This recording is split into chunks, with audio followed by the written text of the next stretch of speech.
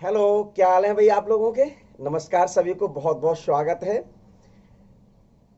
Principle of inheritance and variations के 40 number के part में आज आप और हम लोग गुणसूत्र क्रोमोसोम पर चर्चा करेंगे। ये गुणसूत्र कहाँ स्थित होते हैं, ये क्या संरचना है, ये क्या कार्य करती है हमारे शरीर में, इन विभिन्न बिंदुओं को लेकर आज चर्चा करते हैं। तो सबसे पहले गुणसूत्र या क्रोमोसोम की परिभाषा क्या दे सकते हैं। क्या गुणसूत्र या क्रोमोसोम की परिभाषा क्या दे सकते हैं, तो वह परिभाषा देखें।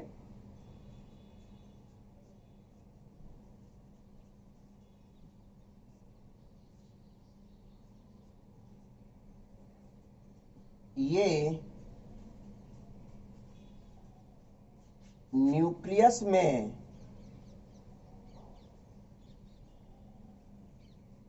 स्थित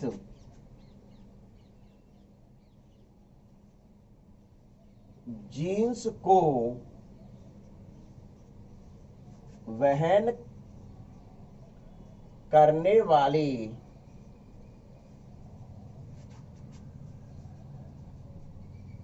जीन्स को वहन करने वाली संरचनाएं हैं। ये न्यूक्लियस में स्थित जीन्स को वहन करने वाली संरचना है, अर्थात इन्हें हेरेडिटी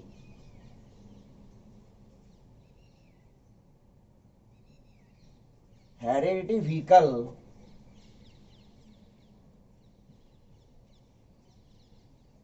कहते हैं। हेरिडिटी व्हीकल, व्हीकल क्या होते हैं भाई। व्हीकल तो आप और हम लोगों को बिठालकर एक स्थान से दूसरे स्थान पर ले जाते हैं। तो वास्तव के तौर पर ये जो क्रोमोसोम्स हैं, गुणसूत्र हैं, एक तरीके से व्हीकल्स का ही कार्य कर रहे हैं। क्यों? क्योंकि ये जीन को एक जनरेशन से दूसरे जनरेशन में ले जाने का कार्य करते हैं। अब भाई जीन क्या संरचनाएं होती हैं। जीन वही संरचना है जिन्हें मेंडल नामक वैज्ञानिक ने कारक कहा था, जिन्हें मेंडल नामक वैज्ञानिक ने कारक कहा था, और जॉनसन नामक वैज्ञानिक ने 1908 में इनको जीन कहा था। जीन पर माता पिता के लक्षण पाए जाते हैं और ये लक्षण जीन के माध्यम से एक पीढ़ी से दूसरी पीढ़ी में ले जाने का कार्य करते हैं।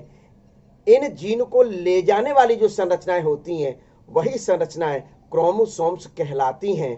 चूंकि क्रोमोसोम्स ले जाने का कार्य कर रही हैं, इस वजह से मुख्य रूप से इनको हेरिडिटी व्हीकल्स कहा जाता है, अर्थात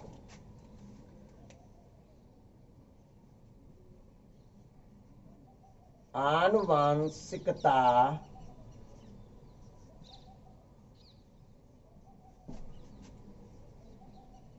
के वाहक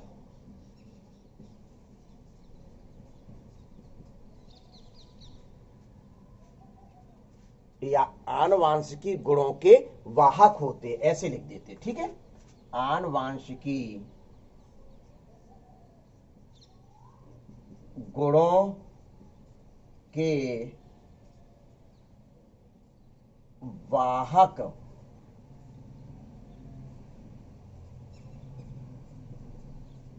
होते हैं। ठीक है, तो कर लीजिए ये डेफिनेशन बिल्कुल नोट। ये न्यूक्लियस में स्थित जीन्स के वहन करने वाली संरचना है, अर्थात हेरिडिटी व्हीकल्स कहा जाता है, कहते हैं। ये आनुवांशिकी गुणों के वाहक होते हैं, आनुवांशिकी गुणों के वाहक होते हैं। ये तो ये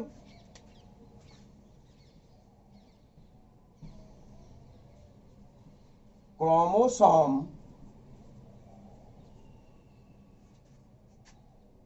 डीएनए प्लस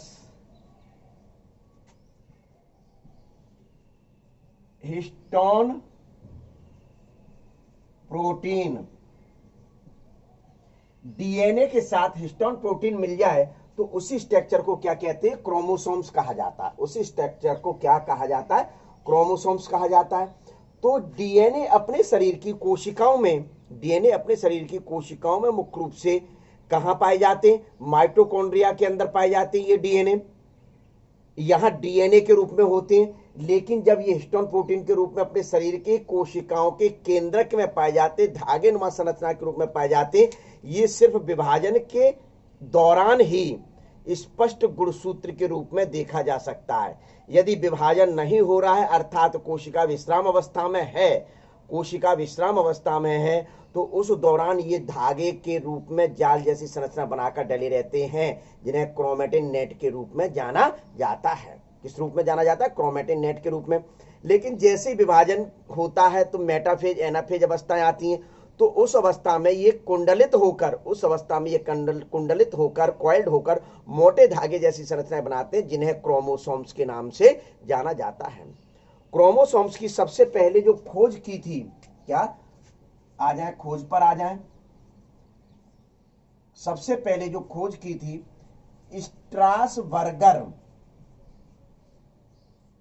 स्ट्रासबर्गर नामक वैज्ञानिक ने 1875 में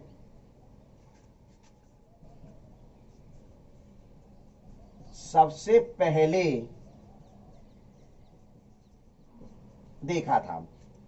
लेकिन डब्ल्यू वाल्डेयर नामक वैज्ञानिक ने,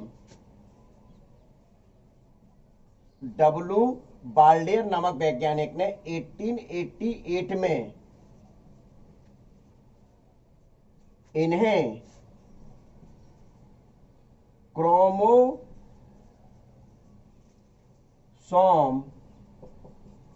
नाम दिया। लेकिन लोगों का मानना है, वैज्ञानिकों का मानना है, किताब का मानना है, किताबों में लिखा है कि क्रोमोसोम का वास्तविक श्रेय जो जाता है वह वाल्डेयर नामक वैज्ञानिक को ही जाता है। तो ये चीज मुख्य रूप से क्या हुई?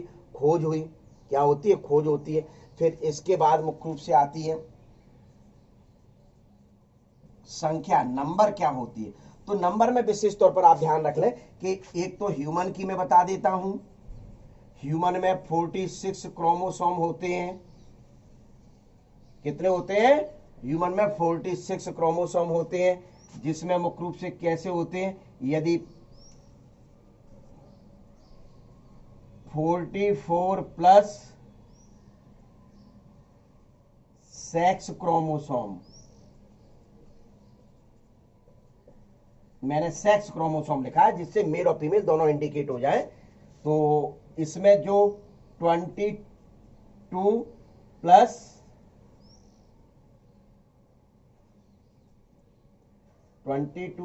2 सेक्स क्रोमोसोम हो गया,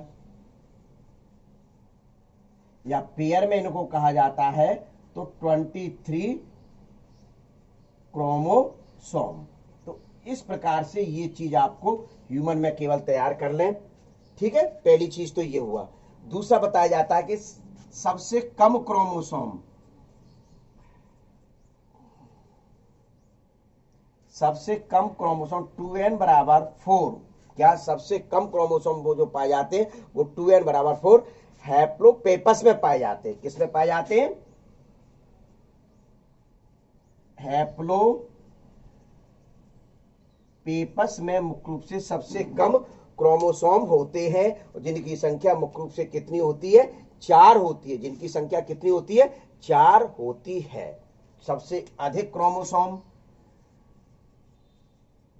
नंबर में अधिक क्रोमोसोम 2n बराबर 1262, कितना? 1262 ओफियोग्लोसम रेटिकुलेटम, ओफियोग्लोसम रेटिकुलेटम नामक जंतु में मुख्य रूप से पाए जाते हैं। ओफियोग्लोसम रेटिकुलेटम नामक जंतु में मुख्य रूप से पाए जाते हैं। इसके अलावा अधिक 1600 ओलिकेंथा नामक प्रोटिस्ट में पाए जाते हैं, नामक प्रोटिस्ट में पाए जाते हैं।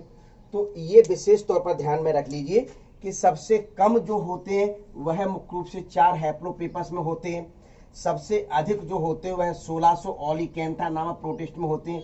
इसके अलावा अधिक कभी कभार मुख्य रूप से ये पूछ लेते हैं, जब 1600 नहीं दिया हो तो आपको ये नंबर मुख्य रूप से ध्यान में रखनी, 1262 ऑफियोग्लोसम रेटिकुलेटम में मुख्य रूप से पाए जाते हैं। तो ये क्या करनी है, आपको संख्या नंबर तैयार करनी है। क्या तैयार करनी है, नंबर तैयार करनी है। ठीक है, लिख लो जल्दी से या स्क्रीनशॉट ले लीजिए बेटा। अब इसके बाद मुख्य रूप से आता है क्रोमोसोम की स्ट्रक्चर। तो क्रोमोसोम की संरचना क्या होती है ये देखते हैं। क्या लिख नहीं पाए? अरे बेटा, तो स्क्रीनशॉट दूसरे लिया, उससे करवा लो अपने व्हाट्सएप पे। ठीक है, तो अब इसके बाद मुख्य रूप से देखते हैं कि क्रोमोसोम की स्ट्रक्चर। क्रोमोसोम की स्ट्रक्चर में कौन कौन से भाग पाए जाते हैं। क्रोमोसोम की संरचना का अध्ययन आप और हम लोग मुख्य रूप से किस अवस्था में करते हैं। क्रोमोसोम का अध्ययन विभाजन की, डिवीजन फेज की, माइटोसिस डिवीजन जब होता है तो डिवीजन के दौरान मुख्य रूप से जो मेटाफेज अवस्था होती है, कौन सी अवस्था होती है, मेटाफेज अवस्था होती है। तो मेटाफेज अवस्था में मुख्य रूप से इलेक्ट्रॉन माइक्रोस्कोप के माध्यम से इनकी स्टडी की जाती है। स्टडी करने के लिए मुख्य रूप से इनको स्टेन करना पड़ता है। स्टडी करने के लिए इनको स्टेन करना पड़ता है, अभिरंजित करना पड़ता है। तो अभिरंजन के लिए मुख्य रूप से इनको स्टेन किए करने वाले पदार्थ का नाम होता है एसीटोकार्बिन और एसीटो आर्सिन नामक पदार्थ द्वारा इनको स्टेन किया जाता है। तो सबसे पहले आप यही लिख दें कि इनकी जो स्टडी की जाती है, स्टडी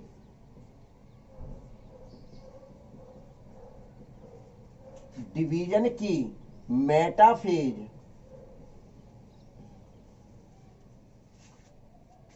एंड एनाफेज अवस्था में की जाती है। सबसे पहले एसीटोकार्बिन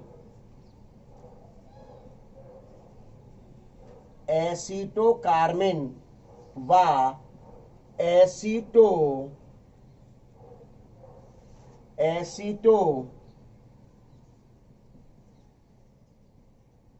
एसीटोकार्बिन तथा एसीटो आर्सिन द्वारा इनको स्टेन या अभिरंजित किया जाता है। क्या किया जाता है, स्टेन किया जाता है या अभिरंजित किया जाता है। जैसे स्टेन या अभिरंजित कर दिया जाता है तो उसके द्वारा मुख्य रूप से फिर आप और हम लोग इनकी स्टडी इलेक्ट्रॉन माइक्रोस्कोप के द्वारा करते हैं। तो इलेक्ट्रॉन माइक्रोस्कोप के द्वारा जो स्टडी की जाती है तो उस स्टडी के दौरान मुख्य रूप से निम्न स्ट्रक्चर दिखाई देती हैं। आउटर जो लेयर होती है जिसको पेलिकल कहा जाता है, इसके अंदर एक द्रव भरा रहता है जिसको मैट्रिक्स कहते हैं। कुछ स्थानों पर पेलिकल सिकुड़ी हुई रहती है जिसको प्राइमरी कॉन्स्ट्रक्शन कहते हैं। कुछ क्रोमोसोम्स में सेकेंडरी कॉन्स्ट्रक्शंस भी पाए जाते हैं। क्या पाए जाते हैं, सेकेंडरी कॉन्स्ट्रक्शंस भी होते हैं। फिर इसके सेकेंडरी कॉन्स्ट्रक्शन के आगे एक bulb like knob like structure पाई जाती है जिसको सैटेलाइट कहा जाता है। क्या कहा जाता है, सैटेलाइट कहते हैं। और इनके जो एंड्स होते हैं, जिनके सिरे होते हैं, वह सिरे मुख्य रूप से टीलोमियर्स कहलाते हैं। तो ये भाग इलेक्ट्रॉन माइक्रोस्कोप के द्वारा वैज्ञानिकों ने देखा और इनकी स्टडी की। तो इसको चित्र के माध्यम से देखिए आपको कैसे बताया जाता है। चित्र बना रहा हूं मैं।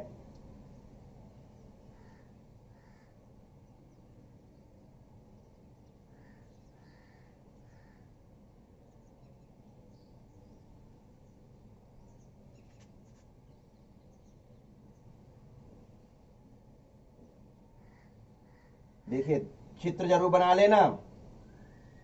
चलो पहले तुम निकाल के डॉट पेन रजिस्टर, चलो चित्र बनाने तो लगो, बनाने लगो चित्र।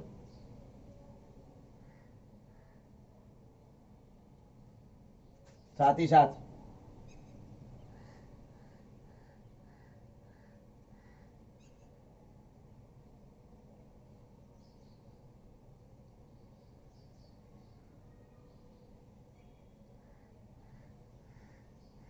ये देखिए, ये आपका क्या बन गया, एक शेप बन गया। ठीक है, तो ये शेप बना। अब यहां से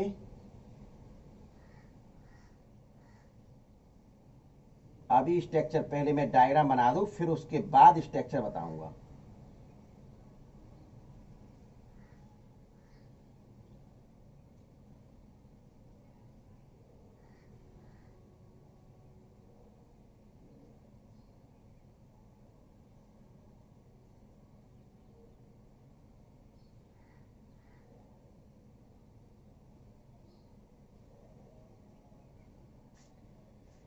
देखिए,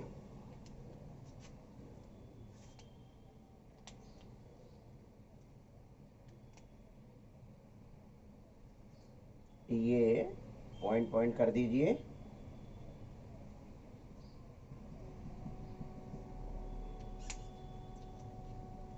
तो ये वाली जो आउटर लेयर है, इस आउटर लेयर को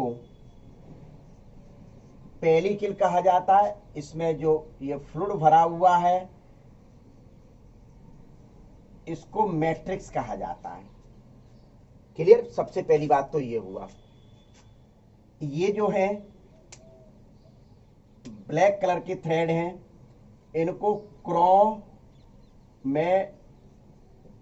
कहा जा रहा है। अब इन पे मैं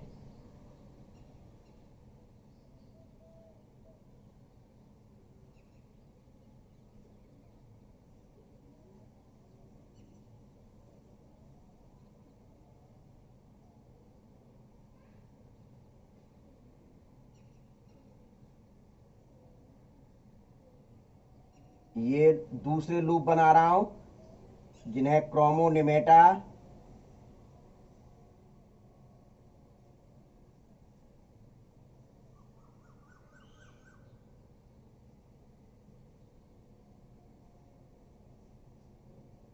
देखिए।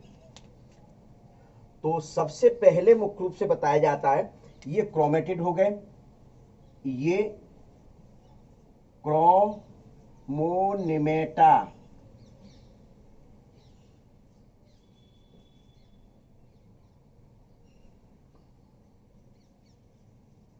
मेटा होते हैं।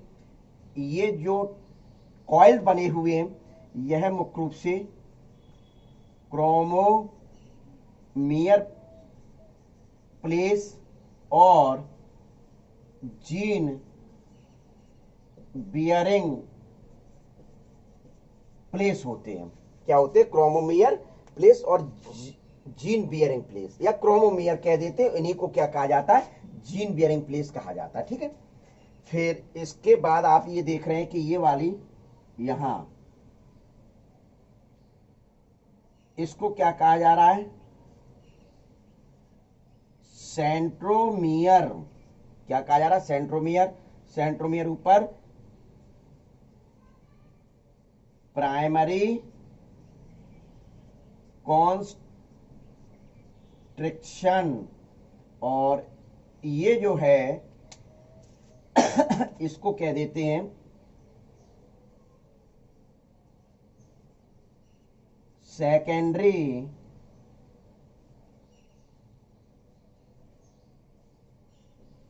कॉन्स्ट्रिक्शन। और ये जो नोब लाइक या घुंडी नुमा या बल्ब लाइक संरचना है, इसको सैटेलाइट कहा जाता है। अब देख लीजिए इसकी स्ट्रक्चर। तो क्या बताया जाता है कि जो मेटाफेज अवस्था में जब क्रोमोसोम्स को इलेक्ट्रॉन माइक्रोस्कोप के द्वारा स्टडी किया जाता है, तो स्टडी करने के दौरान जो सबसे बाहरी लेयर दिखाई देती है, एक प्रोटेक्टिव लेयर होती है, जिसको पेलिकल के नाम से जाना जाता है। किस नाम से जाना जाता है? पेलिकल कहा जाता है। यह सिर्फ इसको चारों ओर से क्रोमोसोम्स को कवर किए रहती है। इसका हेरिडिटी में, यानी कि कैरेक्टर को एक जनरेशन से दूसरे जनरेशन में ट्रांसफर करने में किसी प्रकार का कोई रोल प्ले नहीं रहता है। दूसरा मैट्रिक्स, इसके अंदर एक फ्लूइड भरा रहता है जिसको मैट्रिक्स कहा जाता है। यह मैट्रिक्स भी कैरेक्टर को एक जनरेशन से दूसरे जनरेशन में ले जाने का कार्य नहीं करता है। यानी कि ये कह दिया जाए कि ये दोनों जो स्ट्रक्चर हैं हेरिडिटी में भाग नहीं लेती हैं। हेरिडिटी में भाग नहीं लेती। तो ये लिख दिया गया। क्लियर?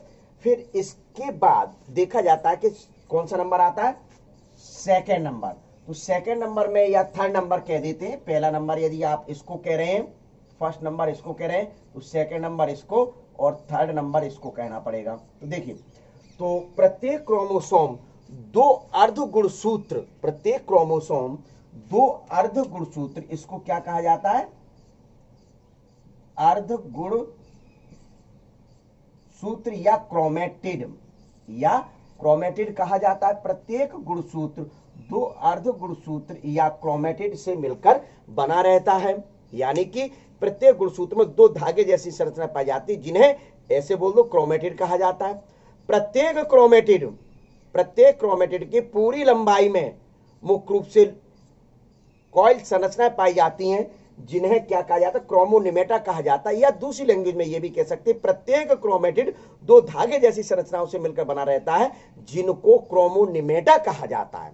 क्या कहा जाता है? क्रोमोनिमेटा कहा जाता है। ये क्रोमोनिमेटा के ऊपर लाइनियर क्रम में मुख्य रूप से जीन्स पाए जाते हैं, अर्थात इन क्रोमोनिमेटा के ऊपर कॉइल्ड लूप्स पाए जाते हैं। इन लूप्स को क्रोमोमियर और जीन बियरिंग प्लेस कहा जाता है। क्रोमोमियर और जीन बियरिंग प्लेस के नाम से मुख्य रूप से जाना जाता है। अर्थात ये वे प्लेस होते हैं, अर्थात ये वे स्थान होते हैं जिन पर लक्षणों को धारण किए हुए जीन पाए जाते हैं। लक्षणों को धारण किए हुए मुख्य रूप से क्या पाए जाते हैं? जीन पाए जाते हैं। तो इन्हीं स्ट्रक्चर को क्या कहा जाता है?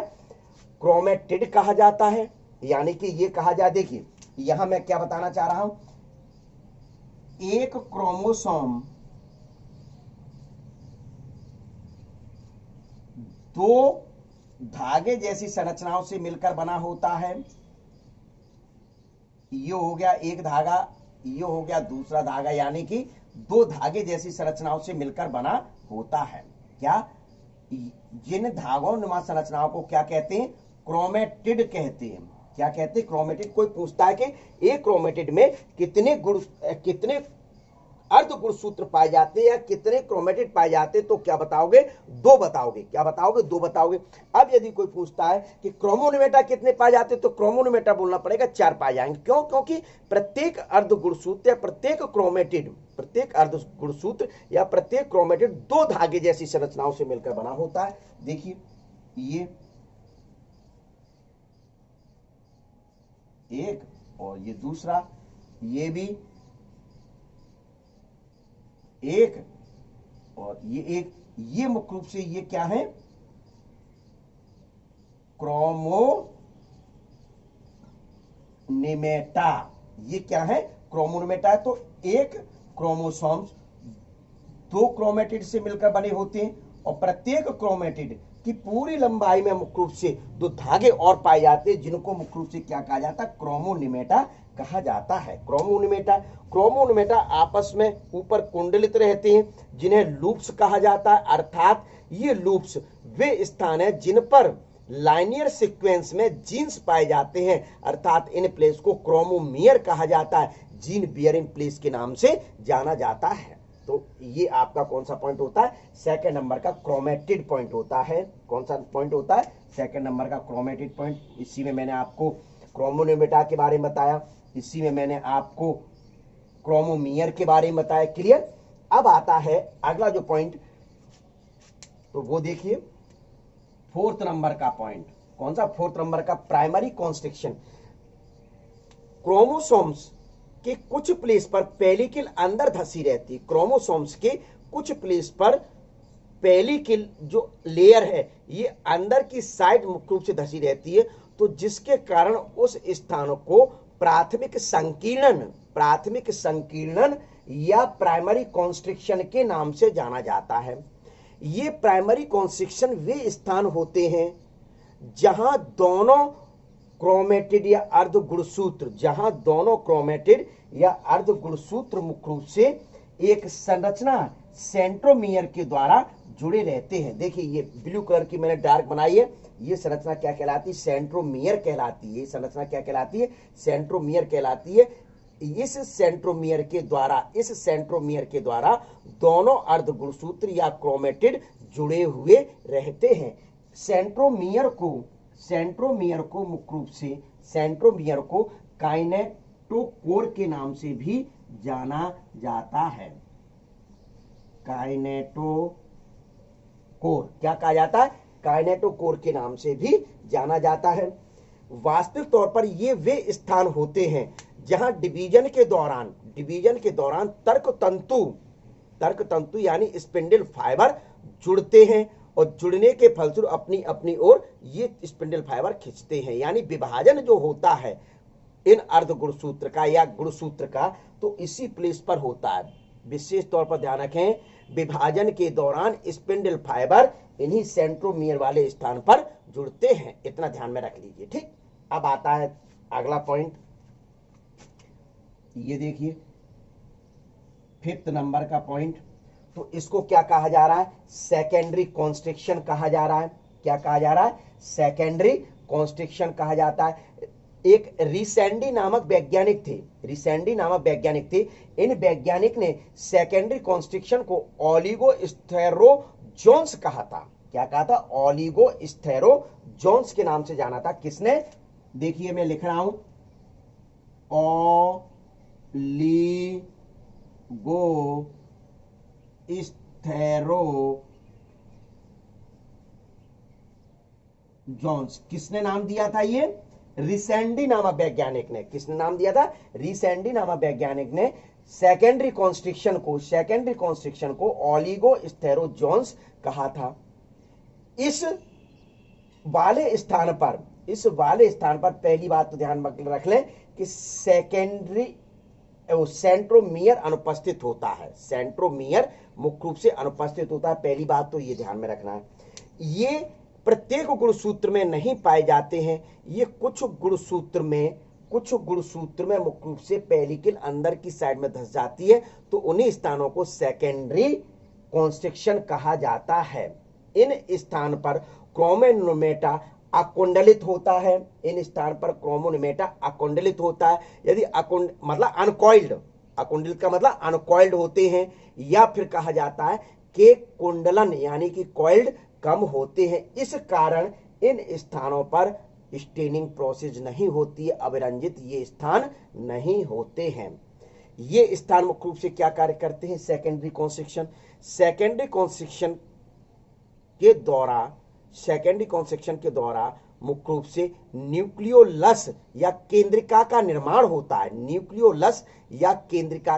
होता है। इस वजह से इन स्थानों को न्यूक्लियोलर ऑर्गेनाइजर प्लेस के नाम से भी जाना जाता है। विशेष तौर पर ध्यान में रख लीजिए, न्यूक्लियोलर ऑर्गेनाइजर प्लेस कहा जाता है सेकेंडरी कॉन्स्ट्रिक्शन को। यदि कोई पूछता है क्यों कहा जाता है, तो सीधे सीधे आप बता सकते हैं कि कहा जाने का कारण है कि इनके द्वारा न्यूक्लियोलस या केंद्रिका का निर्माण होता है। इस कारण इनको न्यूक्लियोलर ऑर्गेनाइजर प्लेस के नाम से जाना जाता है। तो ये मुख्य रूप से आपको क्या बताना है?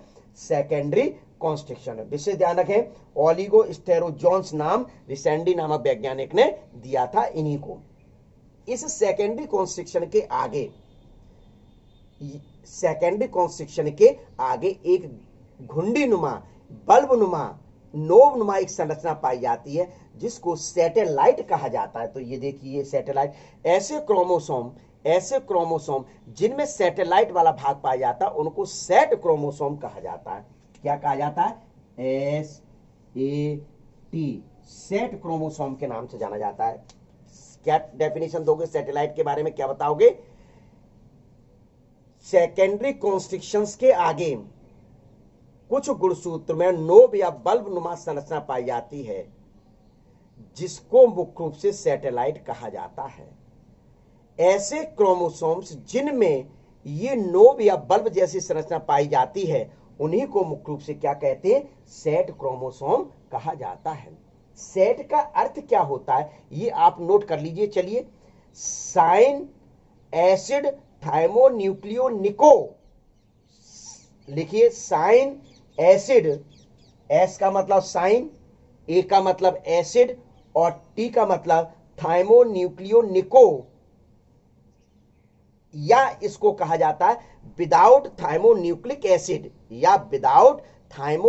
एसिड, यानी ऐसे स्थान जिसमें मुख्य रूप से थायमिन नहीं पाई जाती है तो उसको कह दिया जाता है सेट क्रोमोसोम, यानी सेट प्लेस कहा जाता है। विशेष तौर पर एक बार फिर से सेट की फुल फॉर्म नोट कर लीजिए।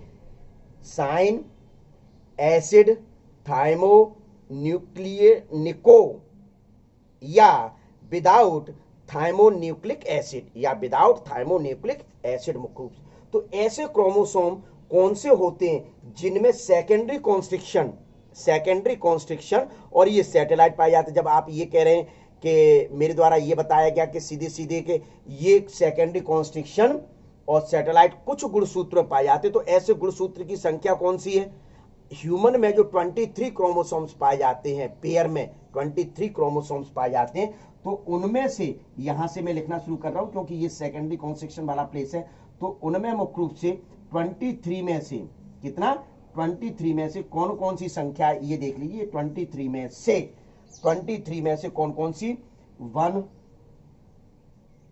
10, 13 और 16। पहले नंबर का क्रोमोसोम, 10वें नंबर का क्रोमोसोम, 13वें नंबर का क्रोमोसोम जोड़ी में और 16 नंबर का क्रोमोसोम। इसके अलावा मुख्य रूप से वाई क्रोमोसोम जो होता है, क्या वाई क्रोमोसोम जो होता है, इनमें मुख्य रूप से सेकेंडरी कॉन्स्ट्रिक्शन और सैटेलाइट पाए जाते हैं। इनमें मुख्य रूप से सेकेंडरी कॉन्स्ट्रिक्शन और सैटेलाइट पाए जाते हैं। विशेष तौर पर ध्यान रख लीजिए 1, 10, 13, 16 पेयर वाले जो क्रोमोसोम होते हैं उनमें सेकेंडरी कॉन्स्ट्रिक्शन और सैटेलाइट नामक संरचना पाई जाती है। तो ये आपकी क्या होती है, 5th नंबर। अब 6 नंबर जो आते हैं कि इनके जो प्लेस होते हैं, ये प्लेस सिरे, ये सिरे, चलो मैंने बना दिया, इनके सिरों को टीलोमियर कहा जाता है। क्रोमोसोम्स के जो एंड वाले पार्ट होते हैं या सिरे वाले जो पार्ट होते हैं उनको मुख्य रूप से क्या कहा जाता है, टीलोमियर के नाम से जाना जाता है। यानी शीर्ष भाग, जो अपेक्स वाला जो भाग होता है वही भाग क्या कहलाता है, टीलोमियर कहलाते हैं। ये जो टीलोमियर वाले भाग होते हैं इनके कारण मुख्य रूप से गुणसूत्र की ध्रुवता यानी पोलैरिटी बनी रहती है। टीलोमियर के कारण क्रोमोसोम्स की पोलैरिटी मुख्य रूप से बनी रहती है, यानी ध्रुवता बनी रहती है। इसकी उपस्थिति के कारण, विशेष तौर पर किसके, टीलोमियर की उपस्थिति के कारण एक गुणसूत्र दूसरे गुणसूत्र या उसके खंड से नहीं जुड़ता है। क्या मतलब हुआ, पोलैरिटी मतलब क्या हुआ, ध्रुवता को बनाए रखते हैं, अर्थात टीलोमियर के द्वारा मुख्य रूप से इस गुणसूत्र से कोई दूसरा गुणसूत्र नहीं जुड़ेगा या दूसरे गुणसूत्र का कोई दूसरा खंड मुख्य रूप से नहीं जुड़ता है। तो ये टीलोमियर मुख्य रूप से कार्य करते हैं। पहली बात तो ये टीलोमियर के बारे में जान लीजिए, इसको मैं मिटा रहा हूं, देखिए, ठीक है। फिर हेंडरसन नामक जो वैज्ञानिक थे, हेंडरसन एवं उनके जो साथी जो कार्य कर रहे थे टीलोमियर्स पर, तो उन्होंने बताया कि ये जो स्थान होते हैं ये क्रोमेटिन पुनरावृत डीएनए पाए जाते इन स्थानों पर। मुख्य रूप से इन स्थानों पर हेंडरसन एवं उनके साथियों के द्वारा बताया कि इस स्थानों पर जो क्रोमेटिन स्थित होते हैं उनमें पुनरावृत डीएनए यानी कि रिपीटेटिव डीएनए पाए जाते हैं। इन प्लेस पर क्या पाए जाते हैं, पुनरावृत डीएनए या रिपीटेटिव डीएनए पाए जाते हैं, जिसमें मुख्य रूप से ग्वानिन की मात्रा बहुत अधिक होती है। इन प्लेस पर जो डीएनए पुनरावृत प्लेस बता रहा हूं मैं टीलोमियर वाले भाग को, तो उन प्लेस पर ग्वानिन बहुत अधिक मात्रा में पाया जाता है। तो यहां लिख लीजिए, ग्वानिन बहुत अधिक मात्रा में पाई जाती है, यानी कि पुनरावृत डीएनए प्लेस है ये, ठीक। पहले अब मुख्य रूप से इसमें ये तो इसकी स्ट्रक्चर एक सिंपल स्ट्रक्चर होती है, लेकिन अभी यहां मैंने जिक्र किया था सेंट्रोमियर का। क्या किया था, सेंट्रोमियर का ये जिक्र किया था। सेंट्रोमियर वे प्लेस होते हैं जहां दो क्रोमेटिड जुड़े होते हैं। तो इस सेंट्रोमियर के बेस पर क्रोमोसोम्स को डिवाइड किया गया कई भागों में। क्या, इस सेंट्रोमियर के आधार पर, सेंट्रोमियर के बेस पर, सेंट्रोमियर की संख्या के आधार पर, सेंट्रोमियर की प्लेस किस प्लेस पर स्थित है, इस आधार पर मुख्य रूप से इनको कई भागों में क्रोमोसोम्स को बांटा गया है। तो वही मैं मुख्य रूप से इनकी संख्या बता रहा हूं कि क्या। तो पहले इसकी वो ले लीजिए, चलिए स्क्रीनशॉट, अरे आप जल्दी ले लीजिए स्क्रीनशॉट।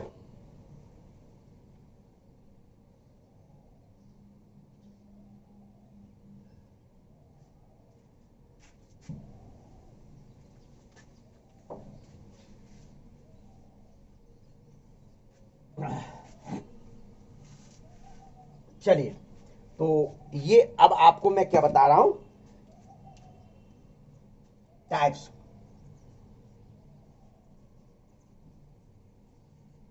ऑफ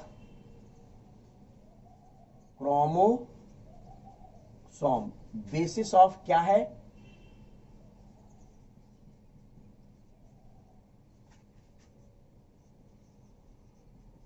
सेंट्रोमियर, यानी सेंट्रोमियर के आधार पर क्रोमोसोम्स के टाइप। तो ये मुख्य रूप से दो टाइप्स के होते हैं। कितने टाइप्स के होते हैं, दो टाइप्स के होते हैं। कौन कौन से टाइप्स, एक तो नंबर के बेस पर, किसके बेस पर, संख्या के बेस पर मुख्य रूप से होते हैं, और दूसरा स्थिति के बेस पर, मतलब कि कहां स्थित होता है, या क्लियर लिख दो,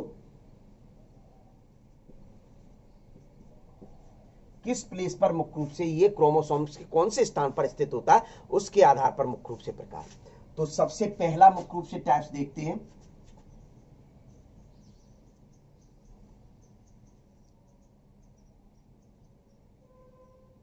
monocentric,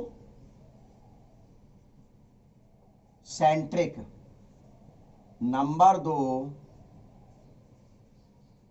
डाइसेंट्रिक, number 3 polycentric, number 4 acentric, और number 5 diffused centric. Diffused centric, देखिए तो ये 5 प्रकार होते हैं। पहला मोनोसेंट्रिक, यानी कि इस प्रकार के क्रोमोसोम जिनमें सेंट्रोमियर की संख्या सिर्फ एक होती है, जिनमें सेंट्रोमियर की संख्या सिर्फ एक होती है, उसको मुख्य रूप से कहा जाता है मोनोसेंट्रिक। क्लियर।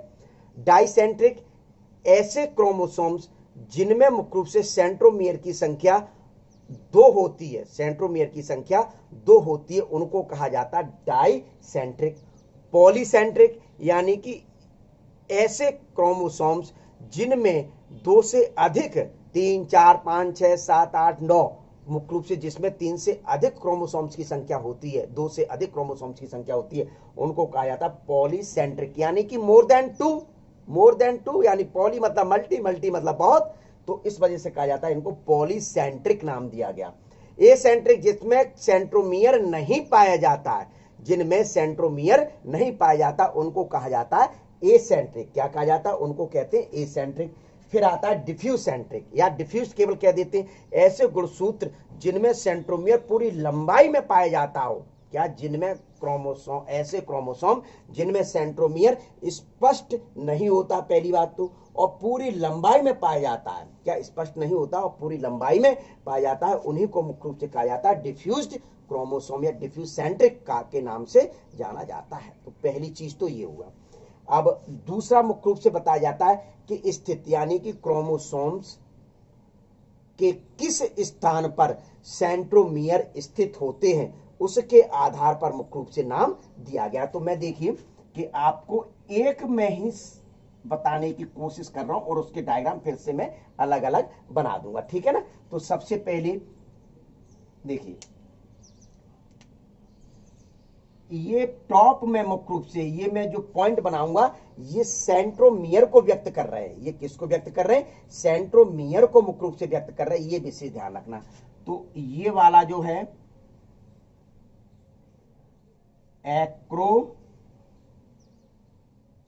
एक्रोसेंट्रिक। ठीक, यहां से थोड़ा नीचे में ये मतलब सिरे से थोड़ा नीचे हो गया, तो इसको क्या कह दिया गया? टीलोसेंट्रिक। फिर मुख्य रूप से क्या हुआ?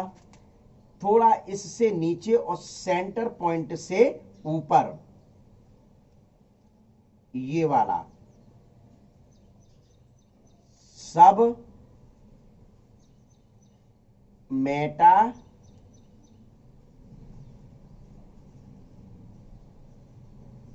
सेंट्रिक, और बिल्कुल सेंटर में देखिए यहां से लेकर यहां तक का भाग में मतलब लगभग शायद ये जो सेंटर वाला पार्ट होगा वो इस प्लेस पर होगा। क्या? दोनों। तो ये मैंने ब्लैक से डार्क बना देता हूं, ये देखिए ये वाला प्लेस, ये वाला प्लेस जो है वह क्या कहलाता है? Meta centric. तो इस प्रकार से ये 4 प्रकार के होते हैं। सेंट्रोमियर की स्थिति के आधार पर, सेंट्रोमियर किस प्लेस पर स्थित है उसके आधार पर ये 4 प्रकार के होते हैं। सबसे पहला जो होता है वह एक्रोसेंट्रिक कहलाता है। तो देखिए कैसे आप बना सकते हैं, देखिए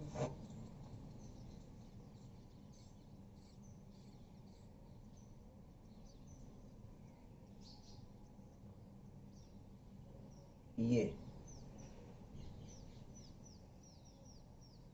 देखिए जब क्रोमोसोम के सिरे पर स्थित होता है, जब सेंट्रोमियर क्रोमोसोम के सिरे पर स्थित होता है तब उसको मुख्य रूप से कहा जाता है एक्रोसेंट्रिक। उसको क्या कहते हैं? एक्रोसेंट्रिक के नाम से जाना जाता है। तो इसको मैंने कौन सा नंबर दिया था? First number. तो यहां मैं दूंगा फर्स्ट नंबर, ये लिखा हुआ एक्रोसेंट्रिक। क्लियर? पहली बात, जब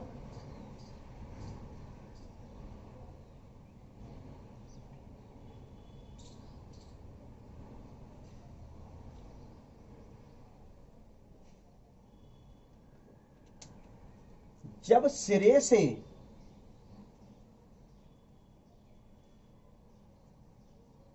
थोड़ा नीचे, जब सिरे से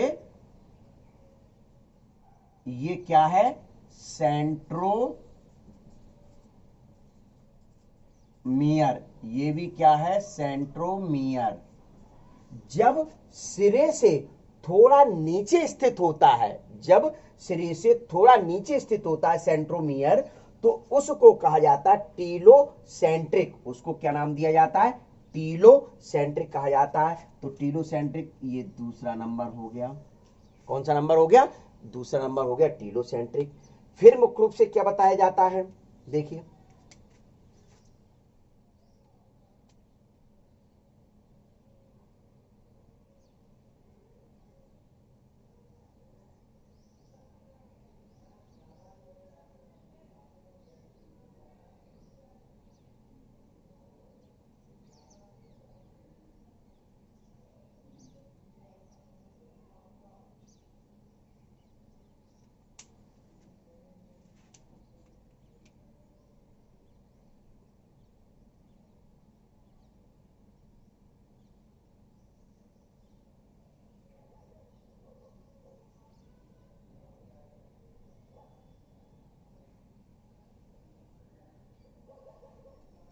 मध्य से थोड़ा हटकर, मध्य से थोड़ा हटकर जिसमें दोनों भुजाएं असमान दिखाई देती है, यानी कि जे आकार की आकृति प्रतीत होती है, जो इंग्लिश में अल्फाबेट जो जे होता है उस जैसी आकृति प्रतीत होती है, यानी एक भुजा छोटी और दूसरी भुजा थोड़ी बड़ी होती है। यानी मध्य से, देखिए मध्य से थोड़ा ऊपर हटकर था तो उसको नाम दे दिया सब मेटासेंट्रिक।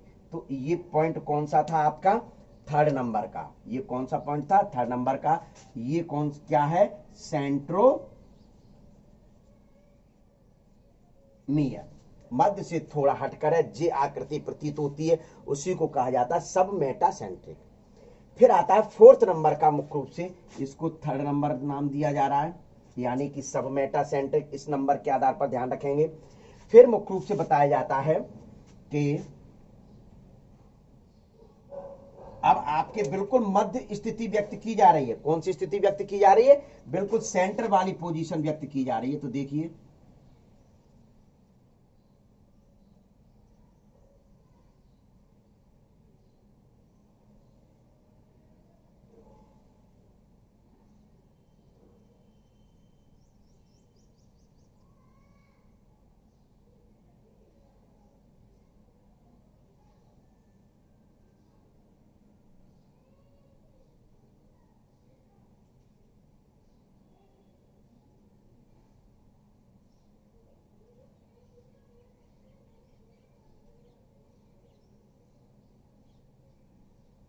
देखिए, सेंट्रोमियर जब सेंट्रोमियर क्रोमोसोम्स के बिल्कुल सेंटर में स्थित होते हैं, जब सेंट्रोमियर क्रोमोसोम्स के बिल्कुल सेंटर में स्थित होते हैं, जिसके कारण दोनों जो आर्म्स हैं, दोनों भुजाएं हैं, जिनकी लंबाई समान होती है, जिसके कारण इसकी इंग्लिश के अल्फाबेट भी जैसी आकृति प्रतीत होती है।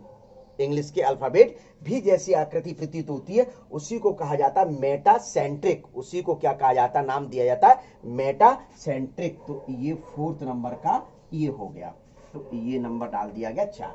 तो इस प्रकार से पहला एक्रोसेंट्रिक, जिसमें सिरे पर स्थित होते हैं, दूसरा सिरे से थोड़ा सा नीचे स्थित होते हैं, जिसको कहा जाता है टीलोसेंट्रिक, और मध्य से थोड़ा ऊपर हटकर स्थित होते हैं, तो उसको कह देते हैं सबमेटासेंट्रिक, और बिल्कुल सेंटर में स्थित होते हैं, जिसके कारण इसकी शेप इंग्लिश के अल्फाबेट भी जैसी प्रतीत होती है, तो उसको कहा जाता है सेंट्रोमियर। ये स्थिति जो होती है एनाफेज अवस्था में मुख्य रूप से स्पष्ट तौर पर दिखाई देती हैं। तो ये आपके क्या हो गया? सेंट्रोमियर की स्थिति के आधार पर, सेंट्रोमियर किस प्लेस पर स्थित होता है उसके आधार पर मुख्य रूप से क्रोमोसोम्स के टाइप्स बताए गए हैं। तो ले लीजिए स्क्रीनशॉट इसका। तो इतना आपको 14 नंबर पार्ट में, principle of inheritance and variations के 14 नंबर पार्ट में इतनी स्टडी करनी है। अब जो 15 नंबर का जो पार्ट आएगा, क्या 15 नंबर का पार्ट आएगा, जिसमें मैं आपसे सहलग्नता, लिंकेज पर चर्चा करूंगा। सहलग्नता या लिंकेज पर चर्चा करूंगा।